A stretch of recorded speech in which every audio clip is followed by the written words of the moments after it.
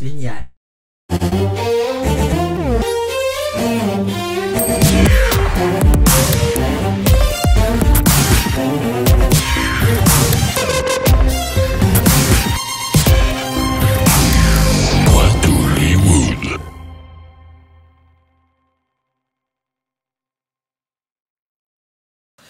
Ça m'a sauvé de l'ennui, et surtout de ma famille, directement, que j'adore, mais voilà, comme je n'étais pas très famille, c'est mes amis, tout d'abord, les potes, les rencontres, qui ont fait ce que j'étais, vu que je suis plutôt autodidacte, et ma seule formation vague, c'est une licence que j'ai même pas finie d'art du spectacle. Le reste, on va dire, c'est les bouquins, les films, les rencontres, les soirées, et les créations que j'ai faites, qu'on a faites, et tout ça. T'as pris conscience très tôt de ta singularité, ton unique? Alors, l'anecdote de base, c'est en CM1. J'avais fait un poème, Le chien et le loup. La Fontaine classique et Madame Riplou, une des plus grandes maîtresses de ma vie, mais dans le sens éducation, m'avait donné un 20 sur 20. Et après, on avait parlé à ma mère, m'avait dit oh, il a vraiment quelque chose, parce que j'avais fait marrer mes potes, je l'avais vraiment interprété, le chien, le loup. Bref, je m'étais éclaté, et après, dans la famille, j'étais connu comme le clown, les repas de famille, le fameux « Ah, fais-nous rire, Edouard », du côté de ma mère comme du côté de mon père. Et c'est venu surtout au lycée, en fait. Et là, c'est au lycée où là, j'ai vraiment pris le goût au théâtre, le fameux spectacle de fin d'année qu'on bosse un an. D'abord, les précieuses ridicules, l'exercice de style de Queneau en première, et le fil à la patte de Feydeau. Là, à jouer bon anguin, ça a été à un pied, mais Feydeau, quoi.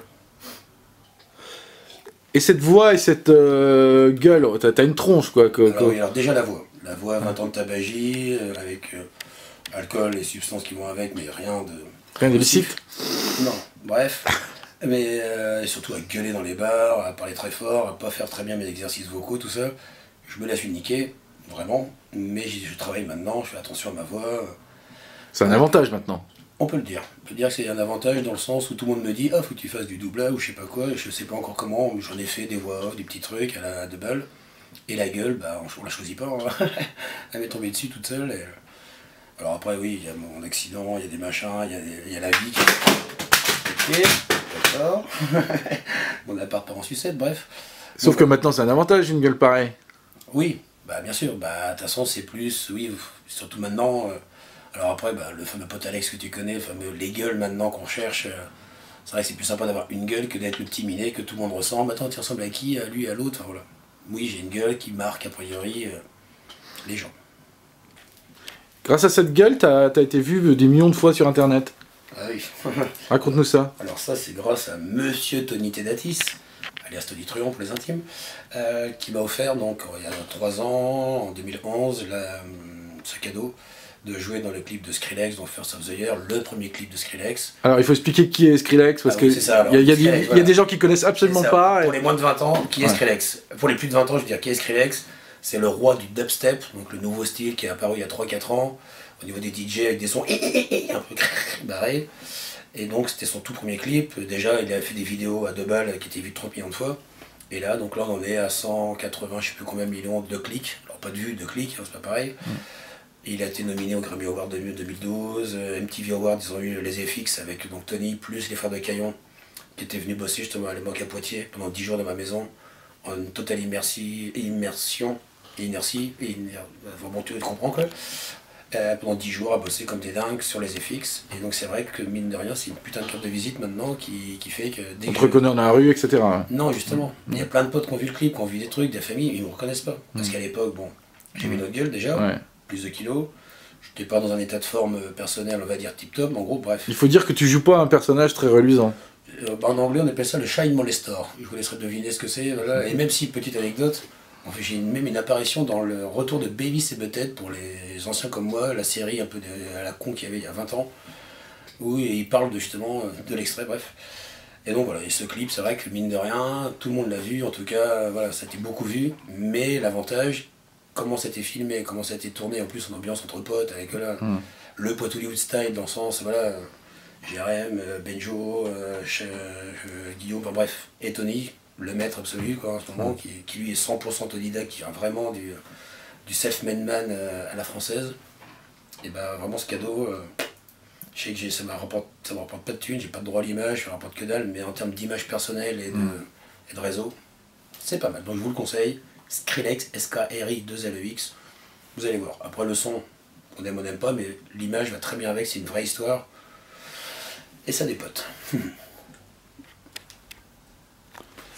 Aujourd'hui, Edouard, tu vis à Paris, Ouais, tu travailles à Paris depuis un an et depuis un an, mais on peut dire que tu Poitou, le Poitou, pour toi, c'est très important, Oui, alors c'est ton ancrage, et que c'est quelque chose que tu revendiques. Alors non, alors je suis pas régionaliste non plus, hein. C'est pas le Poitou Libre et compagnie, à la Corse et compagnie. Moi c'est juste un lieu de création où j'ai passé, bah oui, 35 ans de ma vie à rencontrer du monde, à avoir du mal à trouver la sortie de Poitiers, justement, même 36 ans on va dire, et à voir plein de monde passer, parce que comme c'est une super étudiante, de passage aussi beaucoup, bah, j'ai rencontré plein de monde, et la plupart de mes potes sont pas de Poitiers, hein.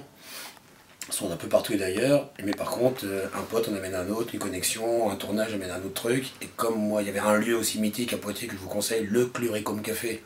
Il y a eu la génération Philippe Papaye, maintenant c'est les deux Anglais, Irlandais, pareil, attention, Marc et Peter, et c'est l'ambiance culturo, hipstero-bobo de province, on va dire. Donc en gros, il y a comme un vivier de création dans le Poitou, et ça on ne le sait pas forcément. Oui, mais comme dans toutes les régions, moi j'ai tourné avec différents spectacles, dont Bobby Lapointe, un duo que je fais un peu partout dans les régions. Il y a du vivier, quoi. Il n'y a pas qu'à Paris où il y a la création. Et la création, 80% ou 90%, c'est des provinciaux, quoi. Les vrais Parisiens qui créent. Il y en a, bien sûr. Mais de ce que je rencontre pour l'instant, moi, de mes rencontres, et ça fait déjà 2-3 ans que je monte régulièrement et 1 an que je suis installé. Alors c'est quoi l'identité du Poitou? Poitevine. Bah, l'identité, justement, c'est ce mot-là qui m'est tombé sur la gueule un soir de fin de tournage, après une semaine de tournage. Donc Sodium Babies, un gros projet aussi qu'on a mis 5 ans à tourner, le premier long métrage dans lequel j'ai un rôle principal. Voilà, c'était Poitou-Hollywood. Parce qu'à l'époque, on n'avait pas de moyens financiers, on avait plein d'idées, plein d'envies. Et ce côté, à la fin, on a passé une semaine de tournage, mais avec 20-30 personnes, avec des enfin vraiment le truc idéal, pas payé, mais à la fin, le soir du démontage, après une bonne soirée, à bien bouffer, à bien, voilà, à boire 2-3 petits coups, au démontage, ben, je voyais 20-30 personnes de démonter, je me croyais sur une vidéo, vous savez, là, des vidéos bonus, voilà, de films, sauf que j'ai été dans le Poitou, et là j'ai eu le déclic, on est dans le Poitou, je me crois Hollywood, c'est Poitou Hollywood, ça fait marrer de potes. Donc il y a un site internet. Il y a un site internet concours qui va arriver Voilà, début avril. Il y a des vidéos beaucoup sur le net. Bah, vous tapez Voilà. Poitou Hollywood, vous allez voir, Poitou Hollywood, ou même sur mon site edorodon.biz, vous allez voir, il y a de quoi faire. Ok. Edouard, puisque tu es comédien, on va essayer de te tester un peu. J'aimerais que tu me fasses la tristesse. C'est important, Voilà. c'est Audiard qui me caste. Ok. Ah non, Dupontel. Vas-y.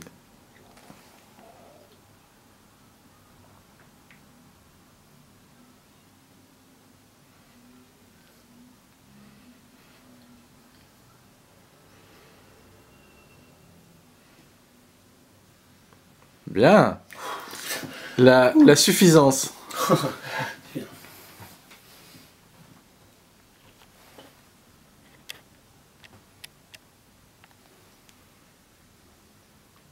La folie.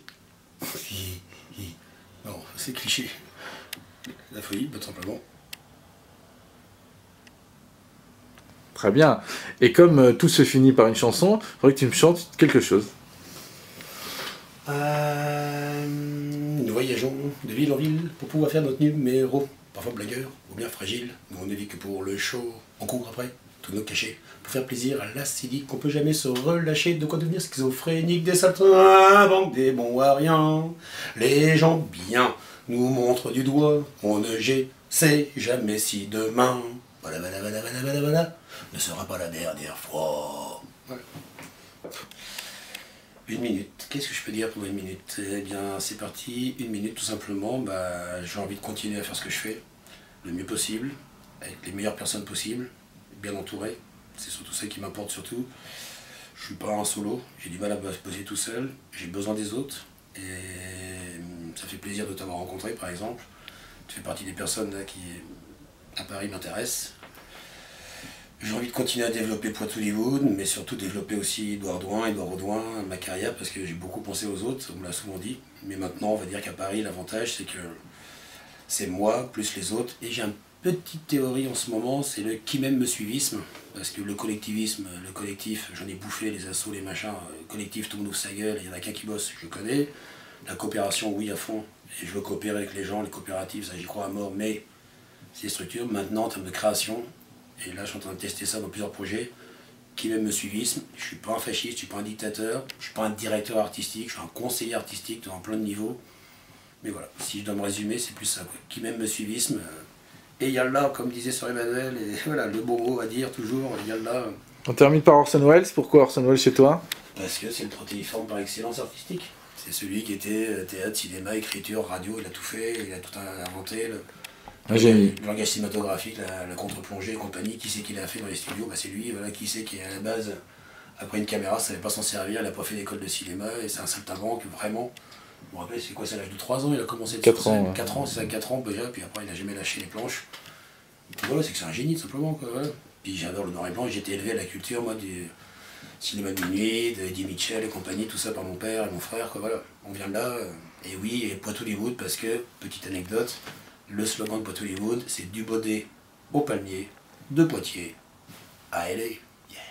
Et le site internet alors? Au doigt. 1er avril 2015. Et ton site perso? edouardaudouin.biz, B-I-Z, parce que biz, business, et surtout, biz. Franciscain génial.